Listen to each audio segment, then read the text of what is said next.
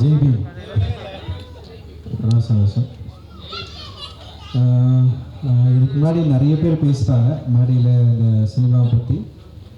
நான் கிட்டத்தட்ட ஒரு 1.5 வருஷத்துக்கு முன்னாடி நான் பார்த்தேன். ஆக்சுவலி வந்து மீரா கதிரவன் அவர்களை ஒரு எழுத்தாளராக, ஒரு அசிஸ்டன்ட் டைரக்டராக, நான் அசிஸ்டன்ட் டைரக்டராக ட்ரை பண்ணுறப்போ மீட் பண்ணி அவர்கிட்ட ஹெல்ப் கேட்பேன். இந்த மாதிரி ஆஃபீஸ் அட்ரஸ் எல்லாம் சிலது கேட்பேன். நான் அப்படி கேட்டது சேரன் சாரோட ஆஃபீஸ் அட்ரஸ் கேட்டேன். அது மாதிரி இவர் லிங்குசாமி சாரோட அட்ரஸ், சுசி கணேசன் சாரோட அட்ரஸ், இவங்கெல்லாம் கேட்டு நான் போய் மீட் பண்ணலாமான்னு ட்ரை பண்ணியிருக்கேன். ஆனால் சேரன் சாரை மட்டும் நான் மீட் பண்ணேன் நான். ஸோ அப்படி தான் மீரா கதிரவன் எனக்கு வந்து பழக்கம். அப்புறம் அவருடைய எழுத்து மூலமாக எனக்கு பழக்கம். அப்புறம் பிரபல லோகிதாஸ் இயக்குனர் கூட அவர் வேலை செஞ்சுருக்காரு. ஸோ அதுவுமே எனக்கு வந்து ரொம்ப இன்ஸ்பைரிங்காக இருக்கும் அவர் படங்களை பார்க்குறதுக்கு. ஸோ அவர் எடுத்த 2 படங்களும் முக்கியமான படங்களாக இருந்தது. அண்ட் அவர் அதுக்கப்புறம் வந்து அபிபின்னு ஒரு படம் எடுத்திருக்காரு, என்னை பார்க்க சொன்னார். நான் ஆக்சுவலி அந்த படத்தை பார்த்துட்டு பயங்கர எமோஷ்னலாக ஆனேன். ஏன்னா அந்த சினிமா எனக்குள்ளே உண்டாக்கின அந்த பதப்பதைப்பு இருக்குல்ல, ஒரு படத்தை பார்க்குறப்போ ஒரு லைஃப்பை ரொம்ப நெருக்கமாக பார்த்த ஒரு உணர்வு எனக்கு இருந்தது. நான் அதுக்கு முன்னாடி இப்படி ஒரு வாழ்க்கையை ரொம்ப கிட்ட இருந்து பார்த்தது கிடையாது.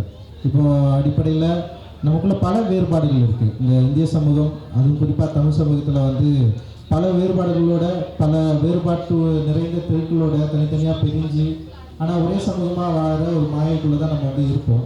ஆனால் நமக்குள்ள பல வேறுபாடுகள் இருக்கும். யாரும் யாரோட லைஃப்பை பற்றியும் சரியாக தெரிஞ்சுக்கிறதும் இல்லை, புரிஞ்சுக்கிறதும் இல்லை. ஆனால் பெரும்பான்மையாக இருக்கிற சமூகங்கள் பற்றி இங்கே சினிமாக்கள் தொடர்ந்து பேசிகிட்டே இருந்திருக்காங்க. அப்படி இருக்கிறப்ப தான் நான் என்னை பற்றின தேடலில், என்னை பற்றின சினிமாவை நான் என்னுடைய குடும்பத்தோடைய இல்லை என்கிட்ட இருக்கிற கதாபாத்திரங்களில் கதைகளில் தேட ஆரம்பித்து அப்படி ஒரு சினிமாவை வடிவமைச்சு இன்றைக்கி உங்களுக்கு முன்னாடி நான் வந்து நின்றுருக்கிறேன். ஸோ அப்படி யோசிக்கிறப்போ இப்போது என்னுடைய திரைப்படங்களில் நான் படம் எடுக்கிறப்போ சில தோழர்கள் வந்து கேட்குறது உண்டு, உங்களுடைய திரைப்படங்களில் நீங்கள் ஏன் இஸ்லாமியரை காட்சிப்படுத்துறதில்லை, இல்லை திருநங்கைகளில் நீங்கள் ஏன் காட்சிப்படுத்துறதில்லை, இல்லை வேறு சில கதாபாத்திரங்களை நீங்களும் தவிர்க்கிறீங்க அப்படின்ற மாதிரி வந்து சொல்லுவாங்க. பட் நான் வந்து ரொம்ப என்ன சொல்கிறது, ப்ரெஷராக எடுத்து அப்படி ஒர்க் பண்ணுறதில்லை.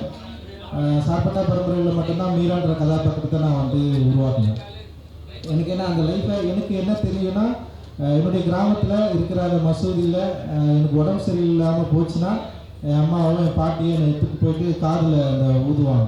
ஸோ ஒரு அந்த இது மயிலிறக்கால வரட்டி ஒரு மாதிரி செய்வாங்க. காலையில் போயிருக்கேன், அந்த இதுதான் எனக்கு ஞாபகம் இருக்குது. அதோட இந்த காலையில் அல்லா போகுதுன்னு சொல்லுவாங்க. அந்த டைமிங் வச்சு தான் நம்ம வந்து மேக்ஸிமம் இதை வந்து கொஞ்சம் கிட்ட நெருங்கியிருக்கேன் நான். அதுக்கு பிறகு நான் இலக்கியங்கள் மூலமாக தான் இந்த லைஃப்பை நான் வந்து படிச்சிருக்கேன், தெரிஞ்சிருக்கேன். இந்த மலையாள சினிமாக்கள், அந்த ஈரான் சினிமாக்களை வந்து நான் வந்து பார்த்துருக்கேன்.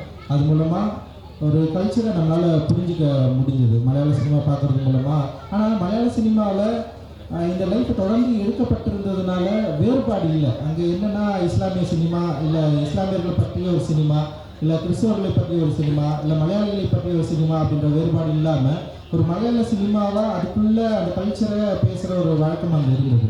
ஆனால் தமிழ் சினிமாவில் தெரிந்தோ தெரியாமலோ இல்லை வணிக சந்தையின் அடிப்படையில், இல்லை இங்கே தொடர்ந்து படம் எடுத்தவர்களுடைய மனநிலையில் இந்த சமூகங்களை பற்றி வேறுபாடு உள்ள சிறுபான்மையாக உள்ள சமூகங்களை பற்றி ஒரு மெயின் ஸ்ட்ரீமில் படம் எடுக்கிறது வழக்கம் இல்லை அதை சந்தைப்படுத்துதலில் வெற்றி அடையாமல் இருந்ததுனால ஒரு பயம் இருந்ததுன்னு கூட சொல்லலாம்.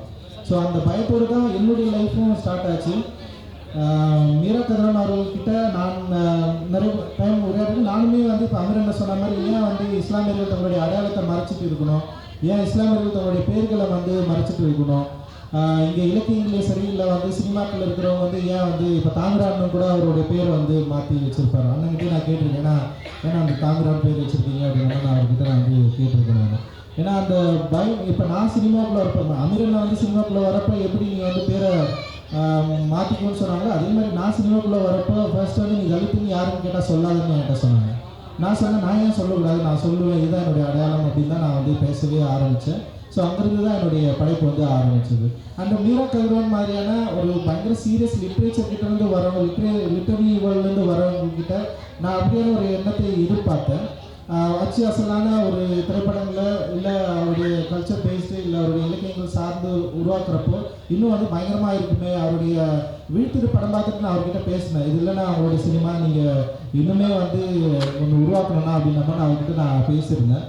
அதன் அடிப்படையில் இல்லை, ஆனால் அவருக்குள்ள பல கேள்விகள் இருந்திருக்கலாம் அப்படின்னு நினைக்கிறேன். அந்த அடிப்படையில் தான் அவர் வந்து அபிபின்னு ஒரு படத்தை உருவாக்கி என்னை வந்து பார்க்க சொன்னார். எனக்கு என்னென்னா, அந்த நிச்சயமாக சொல்கிறேன், இந்த தமிழ் சினிமாவோட ரொம்ப முக்கியமான சினிமாவாக அபிபி இருக்கும்னு அந்த படம் பார்த்தோன்னே எனக்கு வந்து தெரிஞ்சுது.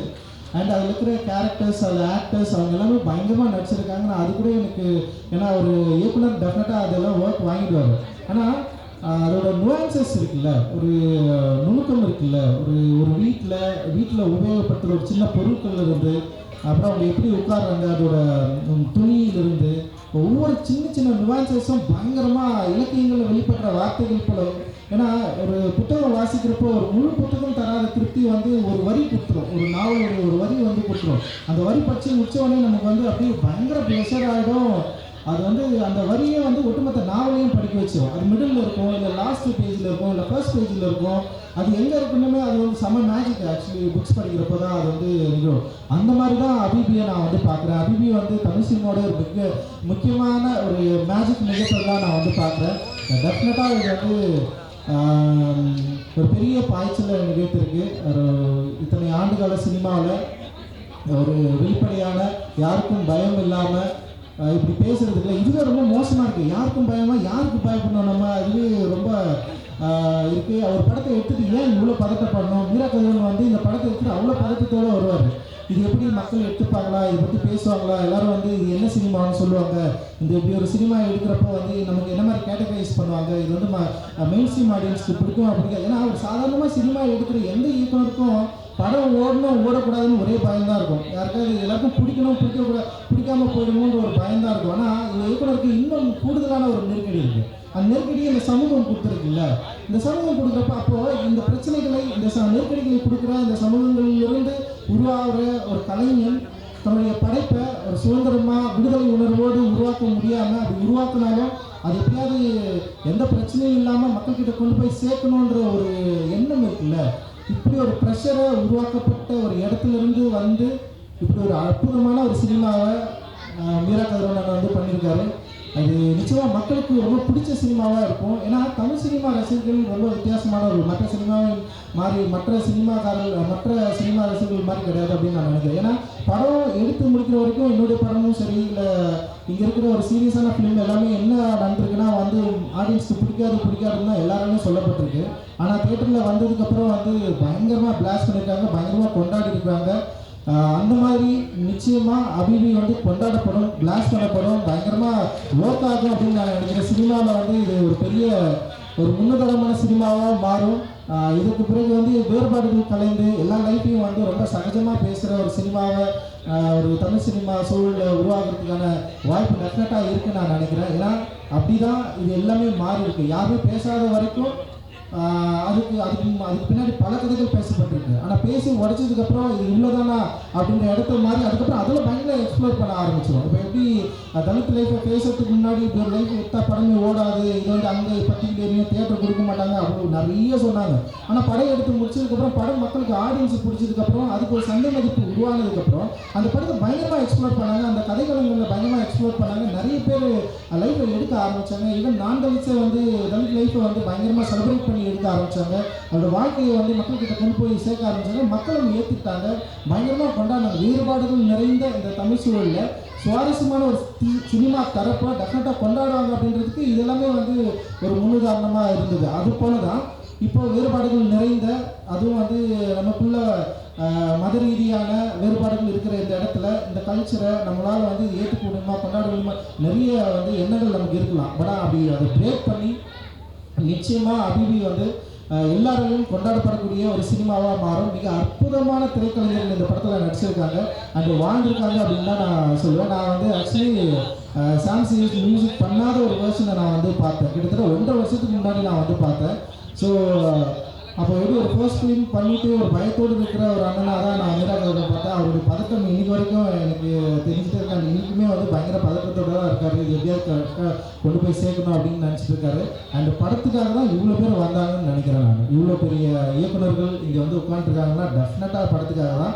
ஏன்னா நார்மலான படத்தில் வர்றதுக்கு அவ்வளோ யோசிப்பாங்க. அது சாதாரணமானவங்களாம் கிடையாது. வந்தவங்க எல்லாருமே பெரிய பெரிய பயங்கரமான ஆளுங்க. அவங்களாம் வந்து நம்மளை வந்து வாழ்த்துறாங்கன்னா இந்த படம் வந்து பயங்கரமாக போய் ரீச் ஆகிருக்கு அப்படின்னு நான் நினைக்கிறேன். அது ரீச் பண்ணதில் மெயின் ரீசன் காரணம் வந்து அது பின்னாடி ஒருத்தர் உட்காந்துருக்காரு, ராம் சாருக்கு வந்து என்னுடைய நன்றி. அண்டு ஏன்னா நான் படம் பார்த்தோன்னே ஃபஸ்ட்டு கேட்டேன், ராம் என்ன பார்த்துட்டாரா இல்லையா அப்படின்னு தான் நான் கேட்டேன். அண்ட் அவர் பார்த்ததுக்கப்புறம் நிறைய பேர் அவர் வந்து பார்க்க வச்சார். இது வந்து நடித்த எல்லாருமே பயங்கர சூப்பராக நடிச்சிருந்தீங்க சார். செம்ம சூப்பரான ஒரு ஒர்க்கு. எனக்கு ரொம்ப ரொம்ப பிடிச்சிருக்கு. அந்த சித்தி கேரக்டர் வந்து ஒரு டைலாக் பேசுவாங்க. அந்த பையன்கிட்ட நீ ஏன்னா என்கிட்ட கேட்கணும்னு சொல்லிட்டு ஒன்று வந்து கேட்பாங்கன்னு நினைக்கிறேன். நான் வந்து உண்மையிலேயே பயங்கர எமோஷனல் ஆகிட்டேன். ஏன்னா வீட்டுக்குள்ளே குடும்பங்களில் சிடுன்னு இருக்கிறவங்க திடீர்னு ஒரு அன்பை வெளிப்படுத்துகிறாங்கல்ல, அந்த அந்த காட்சி வந்து பயங்கரமாக இருந்தது. எனக்கு வந்து அவ்வளோ பிடிச்சிருந்து. ஏன்னா வெறுப்பு அப்படின்றது வந்து நம்ம அந்த வெறுப்பு அப்புறம் வந்து கோபம் அதெல்லாமே வீட்டுக்குள்ளே பல சூழல், அதாவது மாறுபட்ட எண்ணங்களை நமக்குள்ளே உருவாக்கிட்டே இருக்கும். ஆனால் அந்த வெறுப்பாக இருக்கிறவங்ககிட்ட இருந்து திடீர்னு ஒரு அன்பு வருது இல்லை, அந்த வார்த்தை வந்து செம்மையாக இருந்தது. அண்டு நான் வந்து பயங்கர எமோஷனலானேன். அந்த படம் பார்த்துட்டு என்னோடய ஃப்ரெண்டுங்களுக்கும் நான் வந்து சொன்னேன் இந்த படத்தை பாருங்க அப்படின்னு சொன்னேன். இது தமிழ் சினிமாவில் மிக முக்கியமான சினிமா. ஒரு நூற்றாண்டை கடந்த ஒரு தமிழ் சினிமாவில் இந்த சினிமா நிச்சயமாக ஒரு வரலாற்றை பேசும். இதிலிருந்து ஒரு புதிய தொடக்கத்தை நம்ம பார்க்கலாம். அண்டு இன்னும் வெளிப்படையான இன்னும் வேறுபாடுகளை கலந்து மல்டி கல்ச்சரல்ஸ் மூவி வந்து டெஃபினட்டாக இதுக்கப்புறம் வந்து நம்ம தமிழ் சினிமாவில் வந்து எதிர்பார்க்கலாம். இது கமர்ஷியல் ரீதியாகவும் வெற்றி பெறக்கூடிய ஒரு இடத்துல இருக்குது. பயங்கரமாக என்டர்டெயினாகவும் இருக்குது. அண்ட் வந்து சுவாரஸ்யமான சினிமாவும் இருக்குது. அண்ட் ஒரு ஒரு அழகிய ஒரு இலக்கியத்தை வாசித்து ரசித்து என்ஜாய் பண்ணி இன்னொருத்துக்கு ஒரு கிஃப்ட் கொடுப்போம்ல, அந்த மாதிரி தான் அபிபி. அண்டு நீங்கள் இவ்வளோ நாள் வெயிட் பண்ணதுக்கு ஒரு சூப்பரான ஒரு சினிமாவை கொடுத்துருக்கிறீங்கன்னா அண்ட் உங்கள் டீமுக்கு எல்லாருக்குமே என்னுடைய வாழ்த்துக்கள். நிச்சயமாக இந்த படம் மிகப்பெரிய வெற்றி அடையும். சமூக தளத்திலையும் மிக முக்கியமான உரையாடலை வந்து துவக்கும் அப்படின்னு நான் நினைக்கிறேன். இதில் பங்கு பெற்ற அனைவருக்கும் என்னுடைய நன்றி, மகிழ்ச்சி, ஜெய்வி, நன்றி. தேங்க்யூ.